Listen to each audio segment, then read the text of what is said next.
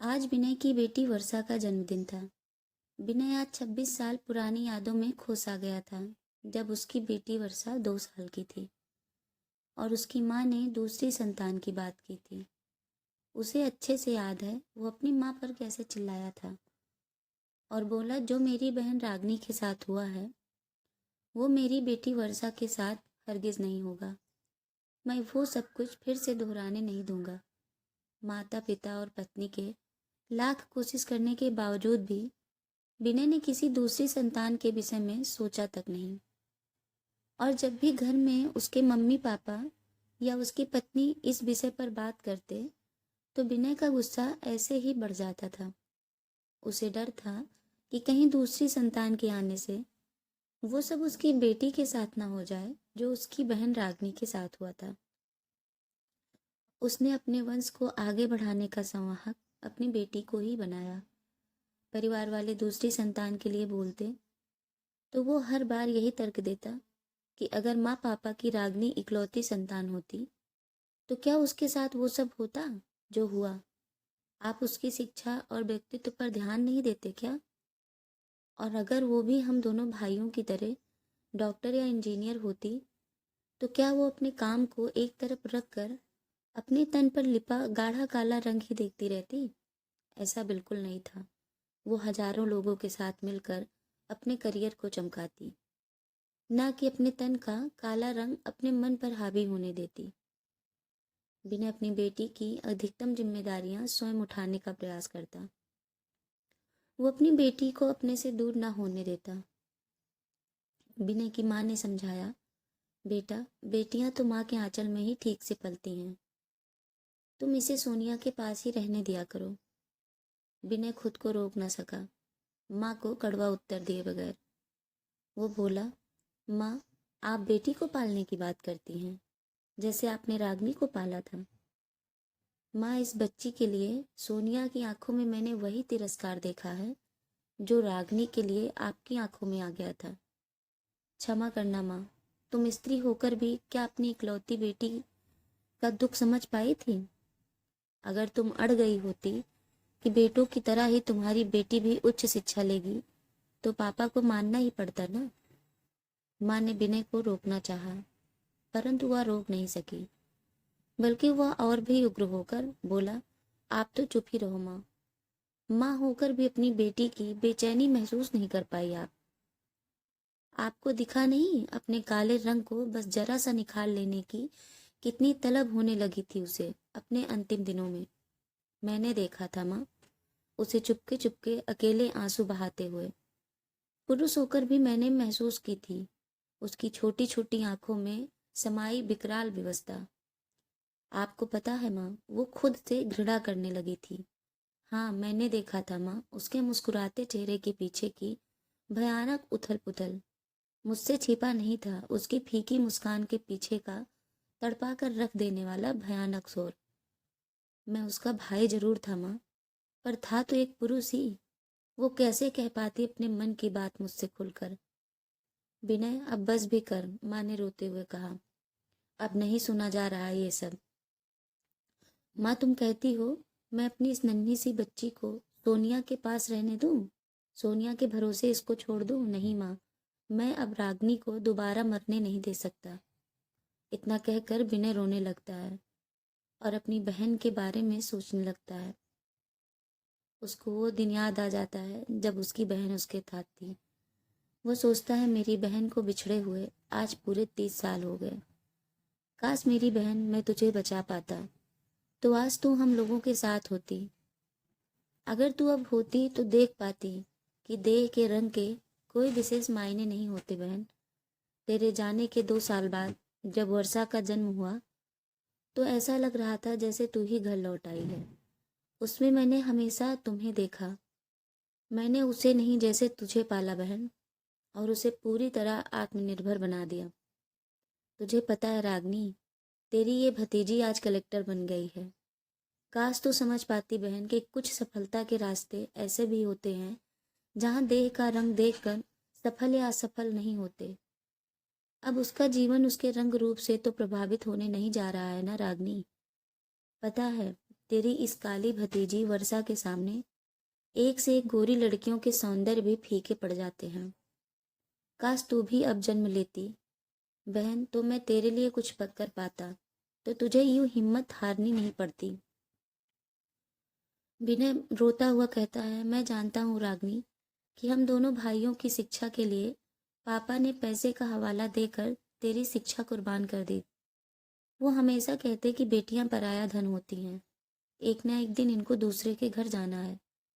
और उस समय मेरे लाख समझाने पर भी वो नहीं समझे कि उनके घर में जन्म लेकर तू पराया धन कैसे हो सकती है। पापा की पुरानी सोच पर तू उसे क्षमा कर देना रागनी। तेरा दुख मैंने हमेशा समझा। तुझे आस्था बंधाने और समाज को राह दिखाने के लिए ही तो मैं इतनी अधिक सांवली सोनिया से शादी की थी। कितना नाराज हुए थे माँ पापा, तुझे तो पता है ना। दोनों सोनिया को देखकर उन्होंने तो उसे आज तक भी मन से स्वीकारा ही नहीं। तू तो अच्छी तरह जानती थी, फिर इस तरह हिम्मत क्यों हारी तूने। जब से तू गई है तब से मेरे मन में तो सिर्फ काली लड़कियां ही घूमती रहती हैं रागनी, जैसे उन सबकी रक्षा की जिम्मेदारी मेरी ही हो। इस बार मैंने वर्षा को काले गोरे के पचड़े में नहीं पड़ने दिया, उसको इस पचड़े से निकाल कर उसे पूर्ण सक्षम बनाया है। अब तो तू खुश है ना बहन। विनय कहता है, अपनी बहन को बचा तो न सका, पर मैं आज आपको उसकी व्यथा सुनाकर उससे जुड़ा अपना दुख शायद थोड़ा कम कर पाऊं। मेरा एक छोटा भाई है जो विदेश में रहता है। मेरी सबसे छोटी और इकलौती बहन थी रागनी। सचमुच बहुत ही काला रंग था उसका। छोटी छोटी आंखें, स्लेटी रंग के होंठ और सिर पर उतने ही काले लंबे और घने बाल। नाक नक्श तो अच्छी थी, पर रंग काला और ठिगनी सी थी। पढ़ाई के नाम पर पापा उसे 12वीं तक ही पढ़ा पाए थे। जब उसकी पढ़ाई बंद करवा दी गई तो उसका मन रसोई में रम गया था। खाना बनाने की शौकीन थी रागनी। खूब अच्छा बनाती, खूब अच्छे से खिलाती और खूब खाती भी। इस सौदीले शौक के चलते कब उसका शरीर उम्र से पहले बड़ा हो गया उसको पता ही नहीं चला। अब आप सोच रहे होंगे, तो क्या कोई गुड़ भी नहीं दिया था भगवान ने उसको? नहीं, ऐसी बात नहीं थी। उसे तो गुड़ों की खान भी कहा जा सकता था। उसकी निर्दोष खिलखिलाहटें, उसकी दुर्लभ निश्चलता, पारदर्शी कांच सा साफ मन और अपने पराये हर एक के लिए उसकी छोटी छोटी आंखों से झांकता स्नेह का विशाल सागर, क्या ये वो विशेषताएं नहीं हैं जिन्हें उसके गुणों में सम्मिलित किया जा सकता था? परंतु इस अंधे समाज के ठेकेदारों को गोरे रंग की कवर ही दिखाई देती है। बाहरी सुंदरता देखने वाले लोग आंतरिक सौंदर्य के याचक होते ही कहाँ हैं। रागनी भी दूसरी सभी लड़कियों की तरह अपने सपनों के राजकुमार की रचना बड़े ही प्यार से करती। उनमें कौन सी विशेषताएं हों और कौन से गुण हो, बहुत ही सावधानी से तय करती। सपनों का राजकुमार आता तो जरूर, पर उसकी झलक मात्र देखकर उल्टे पांव भाग खड़ा होता। उसी घड़ी सपनों के उस राजकुमार की मूर्ति को मजबूत होकर रेत के घरौंदे सा मिटा देती और खुशी खुशी फिर से दूसरे सपनों के नए राजकुमार का सृजन करने लगती। आरंभिक अस्वीकार तो उस जिंदा दिल लड़की की आशा को पराजित नहीं कर सके, परंतु निरंतर अस्वीकारों की दलदली जमीन में उसकी आशा धीरे धीरे धंसती चली गई। वो इस कदर निराश हुई कि पुनः अपने हंसते खिलखिलाते चेहरे को न देख सकी। उस अनभिज्ञ भोली लड़की को अपने कुरूप होने के इस कदर दुष्परिणाम का तो अंदाजा ही नहीं था। वो इस तरह हताश हुई जैसे किसी को अकस्मात पता चले कि उसका सब कुछ लूट चुका है। अब वह गहरी चिंता में डूब गई थी। रात रात भर जागती, बेचैन रहती, बेतहासा आंसू बहाती और कभी कभी तो मलाल करती कि काश माँ का रंग उसे मिल गया होता तो वह इतनी काली और कुरूप ना होती। वो रह रहकर अधीर होती, स्वयं से ही अनेक प्रश्न करती, क्यों क्यों, आखिर क्यों नहीं पहचानता कोई मन की अच्छाइयों को? क्यों नहीं देखता कोई प्रेम और समर्पण का उजला रंग? देह पर चढ़ी काली परत क्यों हावी हो जाती है इंसान की इन भारी भरकम अच्छाइयों पर। रागिनी ने फिर एक बार हिम्मत जुटा के खुद को बदलने का प्रयास किया। वो अपनी माँ के पास आती है और अपनी माँ से कहती है, माँ, मेरी एक सहेली ने बताया है कि मैं जिम ज्वाइन कर लूँ और पार्लर जाया करूँ तो मैं गोरी और पतली हो सकती हूँ। उसे लगा ये सुनकर माँ खुश हो जाएंगी और प्यार से कहेंगी, हाँ बेटा, तो चली जाया कर जिम और ब्यूटी पार्लर अपना रंग रूप निखारने। पर हुआ इसका बिल्कुल उल्टा। माँ चिल्लाने लगी, बोली, तेरे बाप की इतनी कमाई नहीं है कि घर भी चलाऊं और तुझे ब्यूटी पार्लर भी भेजूं। इतना शौक चढ़ा है ना गोरी होने का, तो चूना पोत ले देह पर। कसरत करने जिम जाएंगी महारानी। घर का काम करो, ये कसरत से कम है क्या? सारा दिन खा खा कर गुब्बारे सी फूल गई हो। ना जाने मेरे किन पाप कर्मों का फल दे दिया है ऊपर वाले ने मुझे। माँ के इस व्यवहार से उसे ऐसा लगा जैसे उसका ये काला रंग किसी अभिशाप से कम नहीं है। वो माँ के इन कठोर शब्दों से आहत होकर वहीं जमीन पर बैठ गई और सोचने लगी कि क्या कोई माँ भी इस कदर कठोर हो सकती है। सच है, कोई माँ इतनी कठोर नहीं हो सकती। और रागिनी की माँ भी तो कहाँ थी इस कदर कठोर। परंतु मध्यम वर्गीय परिवारों में पैसों की किल्लत बनी रहती है और कोई माने या ना माने, पैसा प्यार और स्नेह को प्रभावित करता जरूर है। रागिनी की माँ भी उसे हर माँ की तरह प्यार ही करती थी, परंतु इस समाज के ठेकेदारों ने उसकी बेटी को इस तरह स्वीकारा कि उस माँ के प्यार में दाग लगा दिया।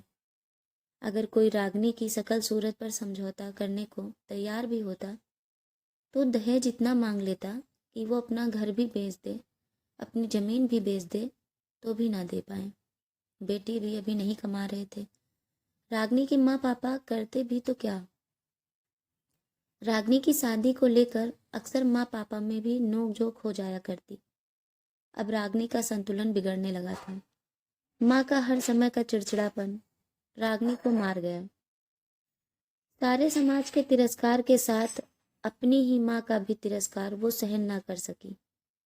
वो बेबस लड़की ईश्वर से पूछती, हे ईश्वर, तुमने तो संसार बनाया है ना, संसार की तो छोड़ो, तुमने ही कौन सा रहम कर दिया मेरे ऊपर। मेरी जो माँ स्नेह की मूर्ति थी, उस तक के मन में मेरे लिए इतनी घृणा भर दी, तो दूसरे किसी से क्या आशा रखूं। कभी वो माँ से छिपकर चेहरे पर मुल्तानी मिट्टी तो कभी बेसन का लेप लगाती। खुद को पतला करने के लिए काम अधिक करती और खाना ना के बराबर ही खाती। खाने की शौकीन वो मासूम लड़की भूखी रहकर पतली होने की उम्मीद लगाए रहती। उसके पापा रोज रोज लोगों के ताने और व्यंग से थक चुके थे।